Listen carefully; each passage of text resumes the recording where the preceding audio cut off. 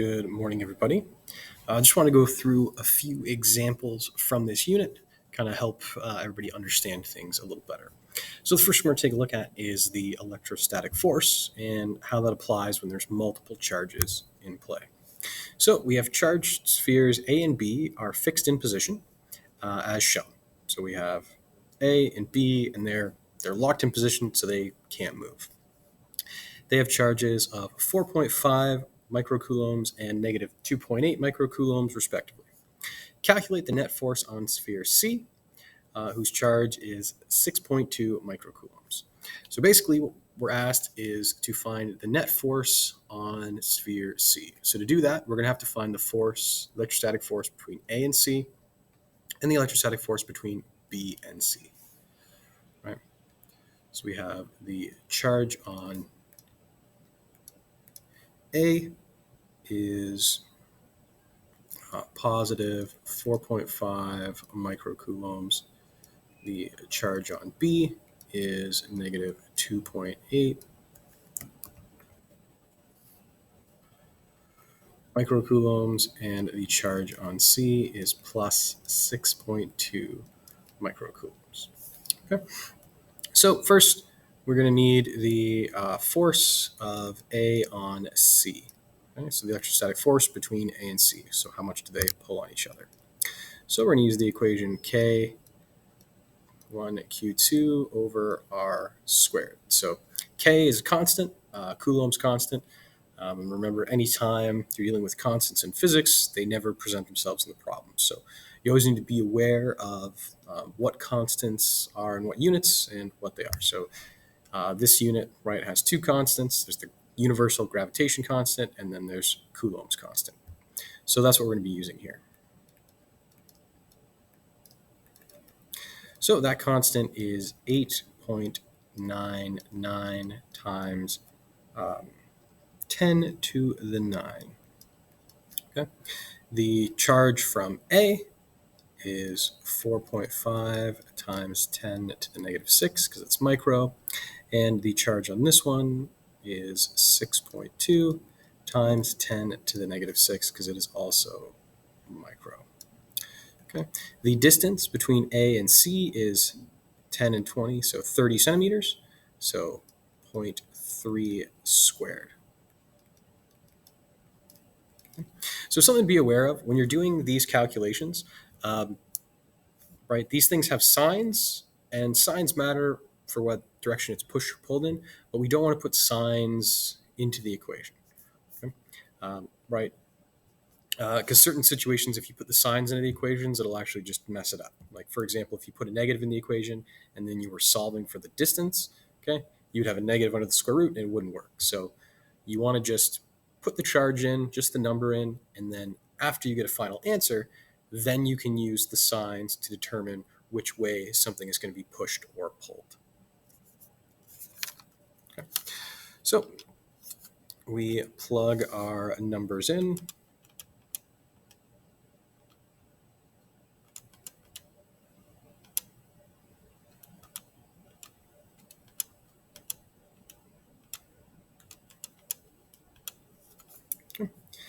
And we get 2.7869 newtons. Okay, so this is where the charges come into play. So A is positive, C is positive, like charges repel. So A on C is going to be feeling a force going this way. So C is going to be pushed away from A. So in this case, it's going to experience a force going to the right. Okay, and now we do the force that C feels as a result of B. Okay, and we're going to do this same equation. This time we use the charge on B. And again, in the equation, I'm not going to put the negative.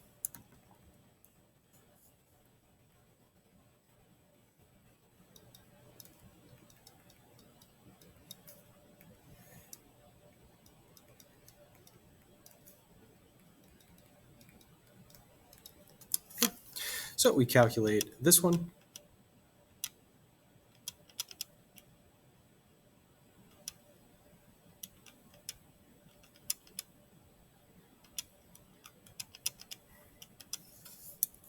Okay.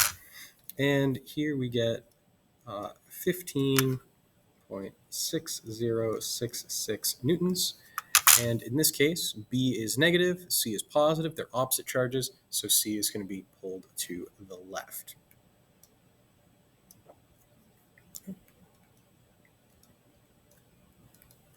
So the net force that C experiences, right, is going to be based on these two numbers. We have 15.6 going to the left, 2.7896 going to the right. So we just need to subtract those.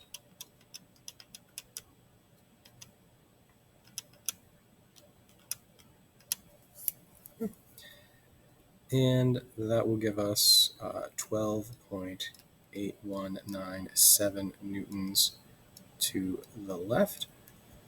So the net force on C is 13 newtons going to the left. Okay. So that's how you would tackle a problem like this. So if you have multiple charged spheres and you need to find the net force on a sphere, you have to do them two at a time. So we wanted to know about C, so we found the force that C feels from A, we found the force that C feels from B, and then we found the net force. We didn't have to calculate A and B because we don't care about how those two interact. We just care about how A interacts with C and B interacts with C. So we wanted the net force on C, so we had to find its combination with all the other forces and then put them together. Okay, so that's how you would solve a problem like this. Okay, let's take a look at another question.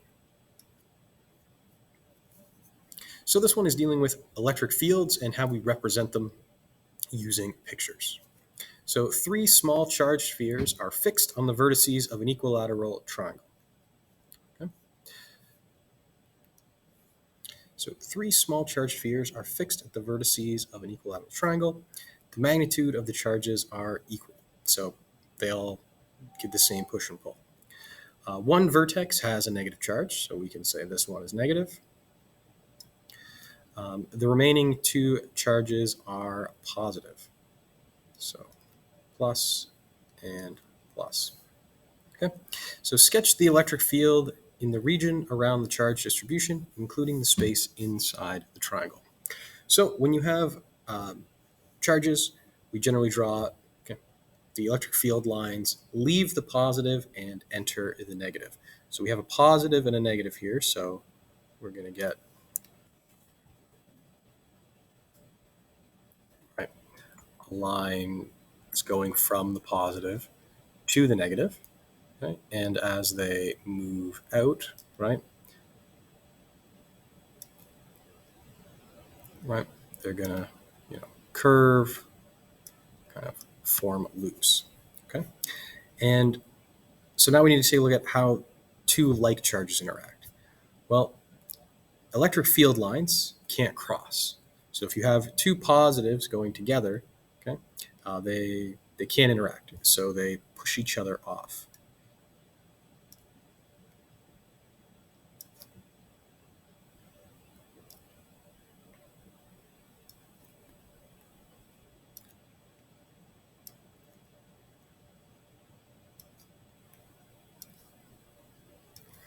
So you're going to end up with something along these lines. Okay, so we have positive electric field lines leave the positive charge and are attracted to the negative charge. So lines go from positive to negative. If you have two charges that are the same, you're going to get this. You're going to get an asymptote. These lines can't cross, and because they're both positive, they can't connect.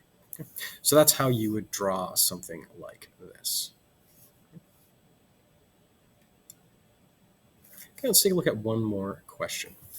Okay, proton with a charge is placed into an electric field with a strength of 350 newtons per coulomb.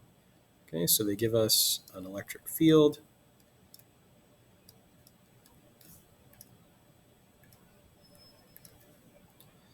Okay. And the charge is 2.5 meters away from the original field, and the charge is moved to a position that is 4.2 meters away from the origin. So we start further away, and then we get closer. Or sorry, we start closer and we move it way into the field. Okay. So what we're going to care about here is the change in distance. So 4.2 minus 2.5.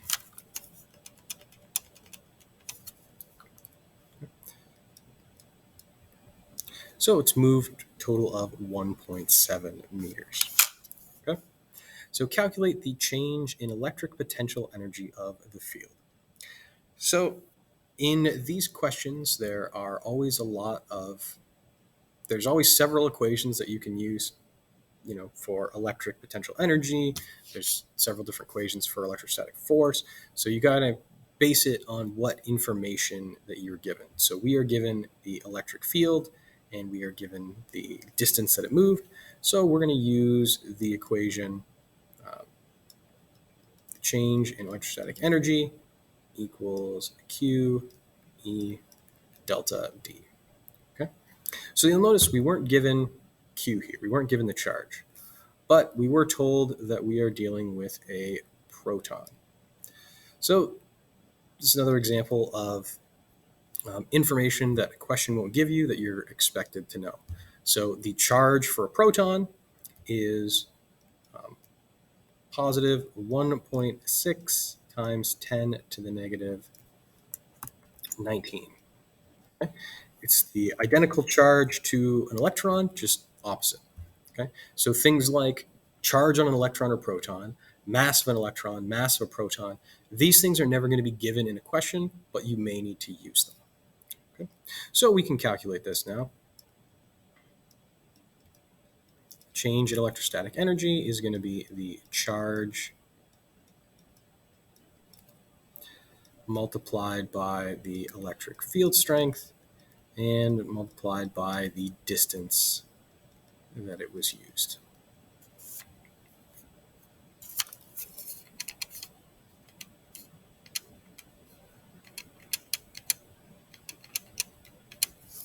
Okay. And this will give us 9.52 times 10 to the negative 17 joules. So very tiny amount of energy because we're dealing with a single proton here. Okay. Part B says, if the proton had an initial speed of 0, calculate the final speed of the proton. Okay. So the proton was sped up, right? It gained energy, so we can use conservation of energy here. So the change in electrostatic energy is going to be equivalent to the change in the kinetic energy. So we stored, right, by moving this in the field. It's okay. We kind of just like pulling back a rubber band. We stored energy, this proton, okay? And then we're going to figure out, what we got out of it.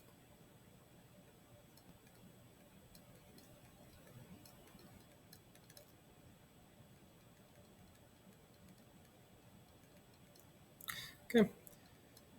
Initial speed is 0, so that one is just gone.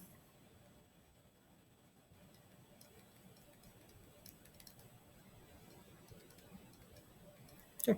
We need the mass of proton.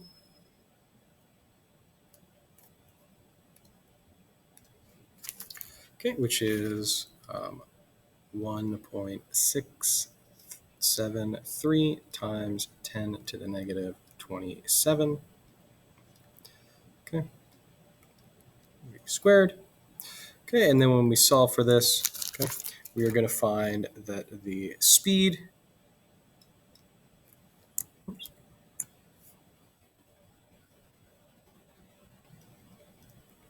3.4 times 10 to the 5 meters per second. Okay, so we can get how fast it is going.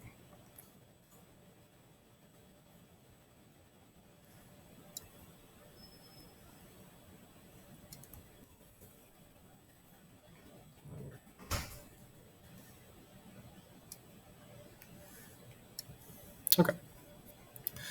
Right, and the last part of this question, okay, asks us to find the potential difference. So the voltage required to accelerate this. So, right, we are, putting something in a field, and right as it gets moved, right, okay, we gained a speed, we accelerated it. Okay. So the next thing we got to do is calculate the voltage, and there are two different ways to do this, right? Based on the numbers we have. So potential difference is the change in electrical energy divided by the charge. Okay. We can also do that voltage is the electric field strength times the distance that it was moved. Okay. And in both cases, okay, so sometimes you'll only be able to use one based on the information you have. In this question, we can solve it either way. So we do 1.7 times 350, okay, and we can get 595 volts. Or we can do 9.52 times 10 to the negative 17 divided by 1.6 times 10 to the negative 19. Okay, when we do that, we get the same result. Okay? So in this case, it just comes down to preference. In some questions, okay, you might not have something, right? If I don't have the electric field strength, right, I can't use the second equation. If I don't know the charge or the change in electrical energy, okay, I can't use the first one. Okay? But as long as you use one of these equations, okay, you'll get the same answer. Okay? So hopefully that helps kind of clear some things up about this section. Okay? As always, if you have more questions, just let me know.